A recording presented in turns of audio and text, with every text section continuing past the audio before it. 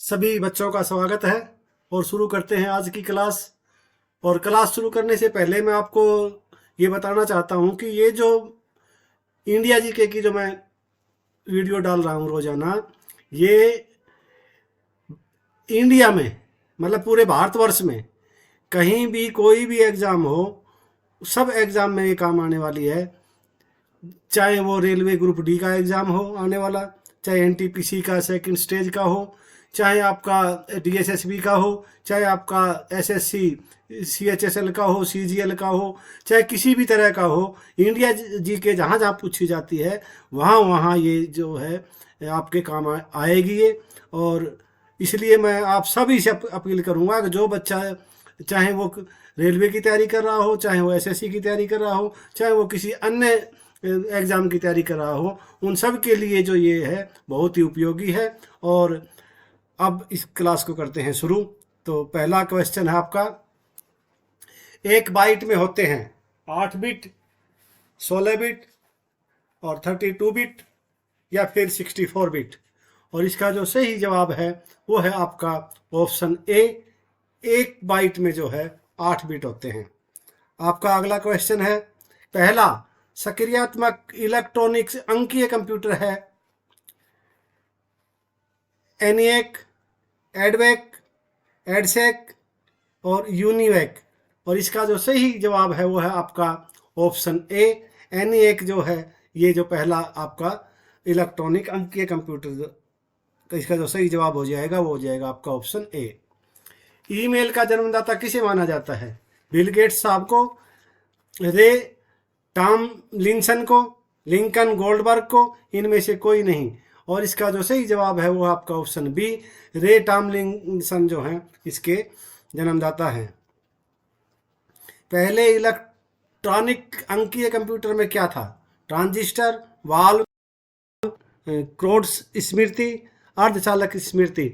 और इसका जो सही जवाब है वो है इसका ऑप्शन बी, वाल्व। निम्नलिखित में से कौन सी सूचना प्रौद्योगिकी शब्दावली नहीं है? साइबर स्पेस, अपलोड, प्रकाश भंडारण, मॉडम। और इसका जो सही आंसर है वो है आपका ऑप्शन सी, प्रकाश भंडारण जो है इसका सही जवाब हो जाएगा।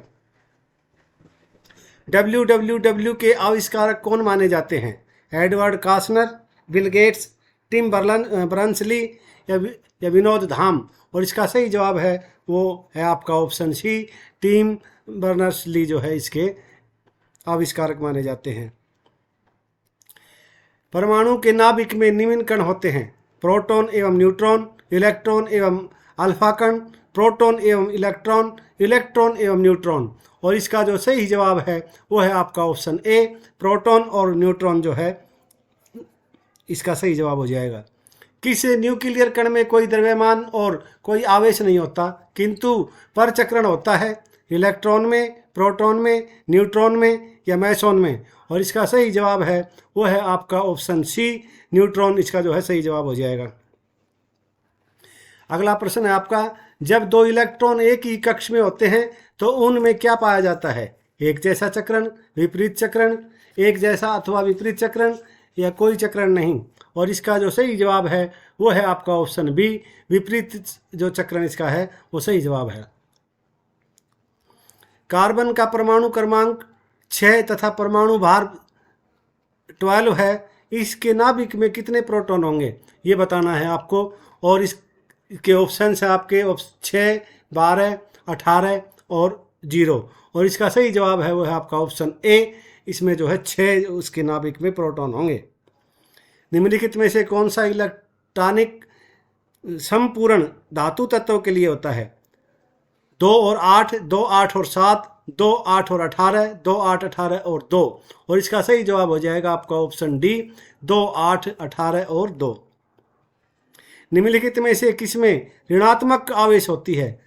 अल्फा किरण, बीटा किरण, गामा किरण, एक्स किरण। और इसका जो सही जवाब है वो हो जाएगा आपका ऑप्शन बी, जो बीटा किरण है इसका जो है सही जवाब हो जाएगा। किस रेडियो एक्टिव तत्व का नाम उसके खोजकर्ता के देश के नाम पर रखा गया है? रेडियम, यूरेनियम, पोलोनियम और पैलेडियम। और इसका जो सही जवाब है वो है आपका ऑप्शन सी, पोलोनियम जो है ये इसका सही जवाब हो जाएगा। परमाणु बम का आविष्कार किसने किया था? मैडम क्यूरी ने, क्यूरी, ऑटो हन ने, अल्बर्ट आइंस्टीन ने। और इसका जो सही जवाब है वो है आपका ऑप्शन सी, ऑटो हन। ऑटो हन कह लो या ऑटो हन। परमाणु शक्ति षड्यंत्र किस सिद्धांत पर काम करता है? नाभिकीय विखंडन पर, तापीय दहन, नाभिकीय संलयन, उपरोक्त तीनों का सहित प्रभाव। तो इसका जो सही जवाब हो जाएगा वो है आपका ऑप्शन ए, नाभिकीय विखंडन जो है इसका सही जवाब है। यदि एक जीवाणु कोशिका प्रति 20 मिनट में विभाजित होती है तो 2 घंटे में कितने जीवाणु बनेंगे? 4, 16, 8 या 64। और इसका सही जवाब हो जाएगा आपका ऑप्शन डी, 64। नाइट्रोजन यौगिकीकरण में निम्नलिखित में से कौन सी फसल सहायक है? चावल, गेहूं, फली या मकई। और इसका सही जवाब हो जाएगा आपका ऑप्शन सी, फली। नाइट्रोजन शिथिलीकरण में लैग हीमोग्लोबिन का क्या अर्थ है? ऑक्सीजन का अवशोषण, जीवाणुओं का पोषण, जड़ों को लाल रखना, प्रकाश का अवशोषण। और इसका जो सही जवाब है वो हो जाएगा आपका ऑप्शन ए, ऑक्सीजन का अवशोषण। चाय की पत्तियों के क्यूरिंग में किसका उपयोग होता है? जीवाणु का, कवक का, विषाणु का या शैवाल का। और इसका जो सही जवाब है वो है आपका ऑप्शन ए, जीवाणु का। मृदा में धान की पैदावार बढ़ाने वाला मुक्त जीवी जीवाणु कौन सा है? राइजोबियम, एजोटोबैक्टर, एसिटोबैक्टर या एनाबिना। और इसका सही जवाब है आपका ऑप्शन डी, एनाबिना। परशीतन खाद्य परिरक्षण में मदद करता है। जीवाणुओं को मारकर, जैव रासायनिक अभिक्रिया की दर को कम कर, एंजाइम क्रिया नष्ट कर, खाद्य पदार्थ को बर्फ की परत से ढककर। और इसका जो सही जवाब है वो हो जाएगा आपका ऑप्शन बी, जैव रासायनिक अभिक्रिया की दर को कम करके जो है खाद्य का जो है पदार्थ का परिरक्षण हो सकता है। दही जमाने में निम्नलिखित में से किस सूक्ष्म जीव का प्रयोग किया जाता है? एसिटोबैक्टर, ल्यूकोनोस्टोक,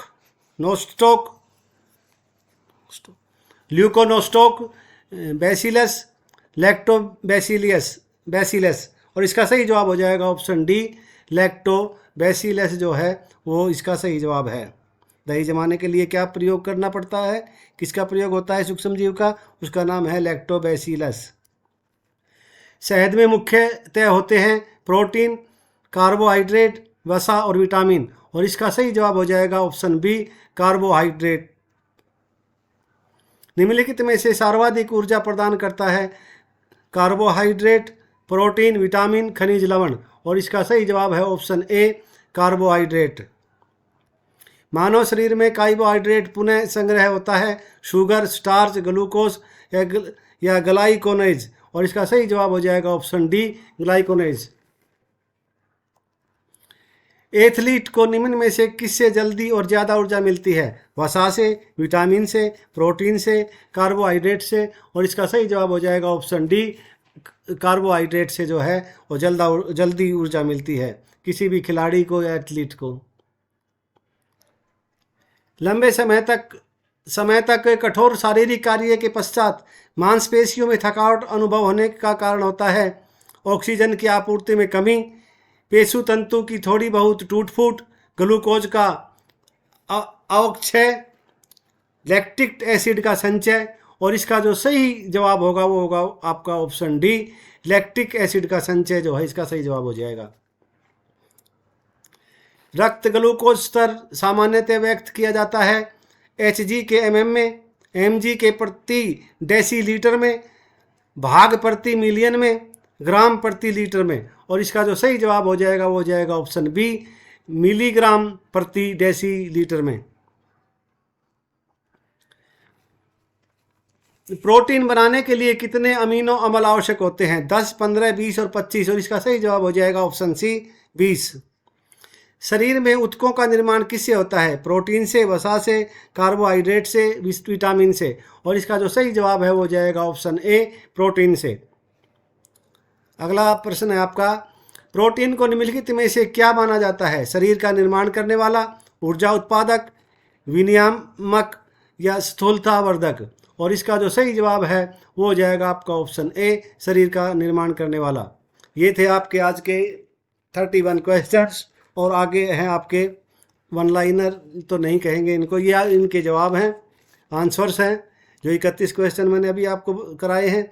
और इनसे आप अपने अच्छी तरह से प्रैक्टिस कर सकते हैं, अभ्यास कर सकते हैं और अपना खुद को जांच सकते हैं कि आप 31 में से कितने आप ठीक कर पाते हैं और आपकी तैयारी किस स्तर पर पहुंच चुकी है।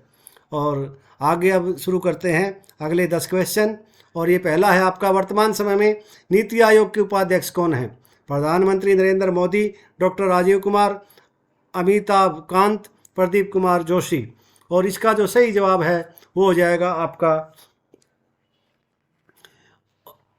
Option B, Rajiv Kumar. और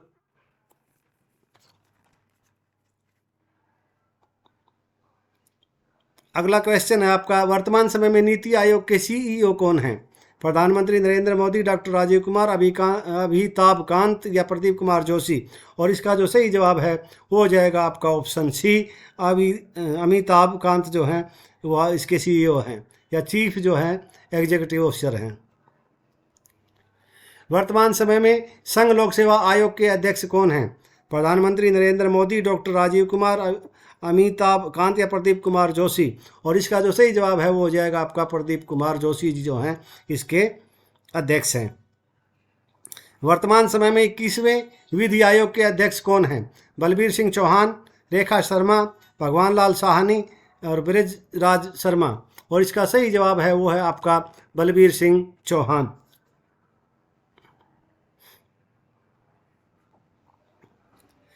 वर्तमान समय में राष्ट्रीय महिला आयोग के अध्यक्ष कौन हैं? बलबीर सिंह चौहान, रेखा शर्मा, भगवान लाल साहनी, ब्रिजराज शर्मा। और इसका सही जवाब है ऑप्शन बी, रेखा शर्मा जी जो हैं वो महिला आयोग की अध्यक्ष हैं।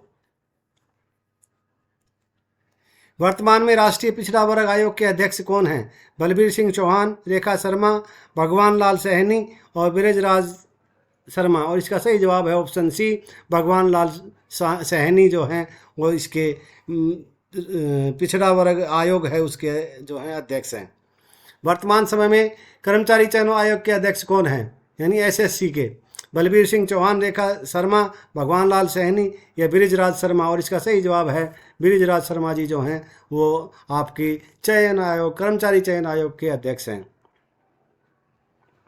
अगला प्रश्न है आपका, वर्तमान समय में 7वें वेतन आयोग के अध्यक्ष कौन हैं? अशोक कुमार माथुर, डॉक्टर राजीव कुमार, भगवान लाल साहनी या प्रदीप कुमार जोशी। और इसका जो सही जवाब है वो है आपका अशोक कुमार माथुर जी जो हैं 7वें वेतन आयोग के अध्यक्ष हैं। वर्तमान समय में 14वें वित्त आयोग के अध्यक्ष कौन हैं? वाई वी रेड्डी, एन के सिंह, अशोक कुमार गुप्ता, हर्ष चौहान। और इसका जो सही जवाब होगा वो होगा आपका वाई वी रेड्डी। और वाई वी रेड्डी की जगह अब 15वें वित्त आयोग के जो अध्यक्ष हैं वो हैं आपके एन के सिंह। 15वां वित्त आयोग जो है वो गठित हो चुका है और पहले 14वें के जो थे वाई वी रेड्डी थे और अब 15वें के जो हैं एन के सिंह हैं। तो आपको इस बात का ध्यान रखना है कि भाई ये भी पूछा जा सकता है कि एन के सिंह से पहले कौन थे, और ये भी पूछा जा सकता है कि इन्होंने किसका स्थान लिया है और ये किस नंबर के हैं। तो ये थे आपके 10 क्वेश्चन जो मैं रोज़ाना अलग से कराता हूँ भी कौन क्या है। और वीडियो आपको कैसी लगी, और आपसे एक बार फिर सभी से निवेदन है कि भाई चैनल को सब्सक्राइब कर लें और इसको वीडियो को शेयर और भाई लाइक भी कर लें। और आपकी और इन्हीं शब्दों के साथ आज की क्लास को विराम देते हैं। कल तक के लिए सभी को बोलते हैं जय हिंद, जय भारत।